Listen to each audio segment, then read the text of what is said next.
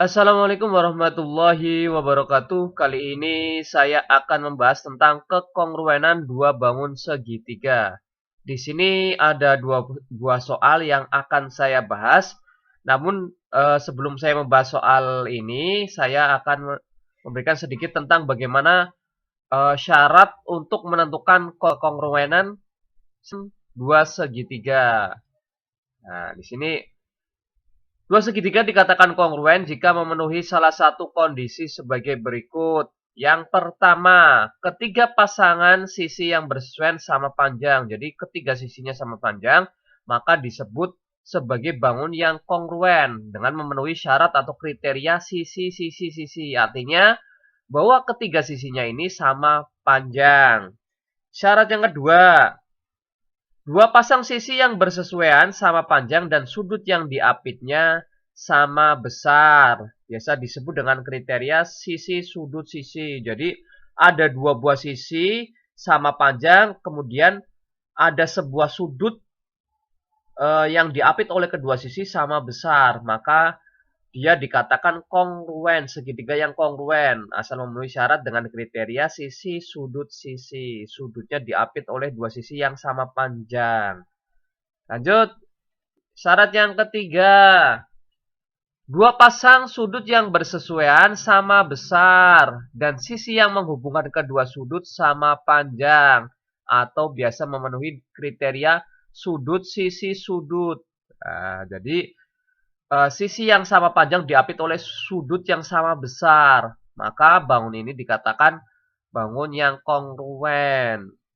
Yang keempat, dua pasang sudut yang bersesuaian sama besar dan sepasang sisi yang bersesuaian sama panjang. Biasa disebut dengan kriteria sudut-sudut sisi. Jadi ada dua buah sudut yang sama besar, kemudian satu sisi yang sama panjang dengan memenuhi syarat atau kriteria sudut-sudut sisi. Yang terakhir, yang kelima adalah khusus untuk segitiga siku-siku, sisi miring dan satu sisi siku-siku yang lainnya atau satu sisi siku yang bersesuaian sama panjang. Jadi sisi di depan sudut siku-siku sama panjang, kemudian satu sisi yang lainnya boleh di sini atau di sini sama panjangnya. Asalkan satu sisi yang lainnya, yang sisi miringnya ini diketahui. Di depan sudut siku-sikunya diketahui sama panjang, kemudian satu sisi lainnya diketahui boleh sini, boleh yang di sini sama panjang. Maka dia memenuhi syarat bahwa itu sebuah segitiga yang kongruen. Oke, asalkan memenuhi atau salah satu dari kelima tadi, maka dia dikatakan segitiganya adalah segitiga yang kongruen. Kita langsung bahas saja untuk soal yang pertama.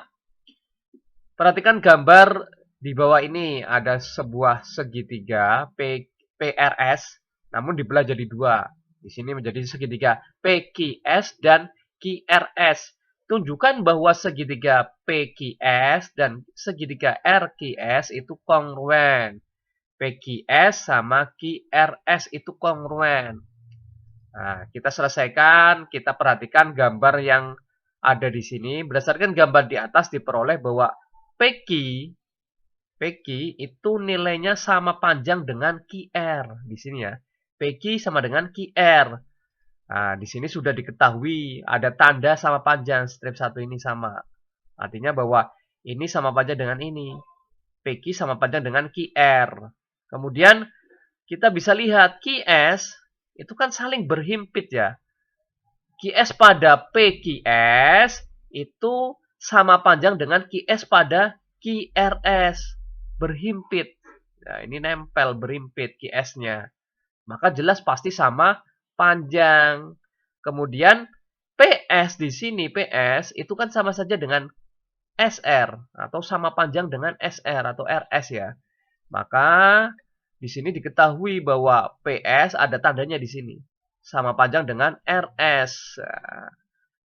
Karena di sini ketiga sisinya sama panjang, yaitu PQ sama dengan QR, kemudian QS-nya adalah berhimpit, kemudian PS sama dengan RS.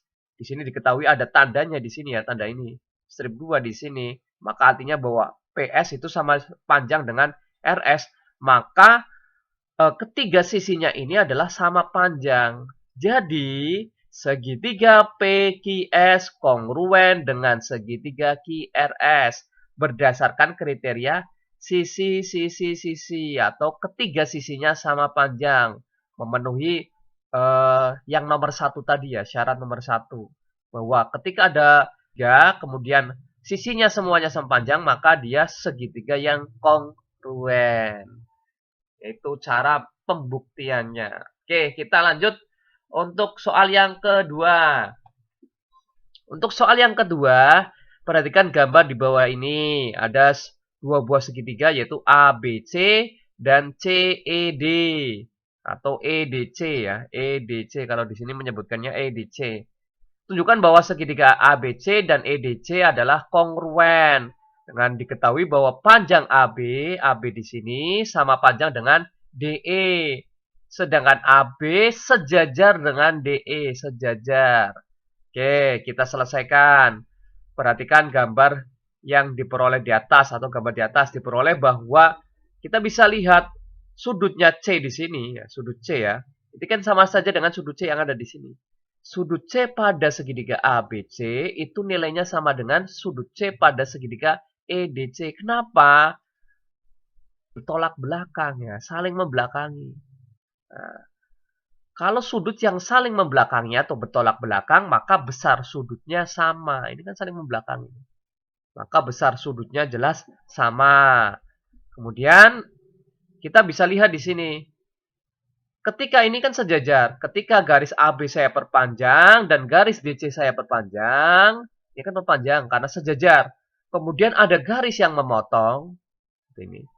Saya perpanjang, garis A-nya saya perpanjang. Memotong. Maka kita bisa lihat. Besar sudut CAB berarti di sini ya. Itu nilainya sama saja dengan besar sudut CED. Nah, ini di sini itu sama. Nilainya sama, besar sudutnya sama. Alasannya apa? Ketika ada dua buah garis, kemudian yang saling sejajar dipotong, maka besar sudut ini sama saja dengan besar sudut ini. Alasannya adalah saling berseberangan dalam. Ini saling berseberangan dalam. Sudut yang saling berseberangan dalam, maka besar sudutnya jelas sama. Kemudian, satu syarat lagi, bahwa AB, karena di soal di sini sudah ada, bahwa panjang AB sama dengan DE. Panjang sisi AB sama dengan panjang sisi DE. Nah, di soal sudah diketahui ya. Maka di sini memenuhi syarat sudut-sudut sisi. Jadi, segitiga ABC kongruen dengan segitiga EDC.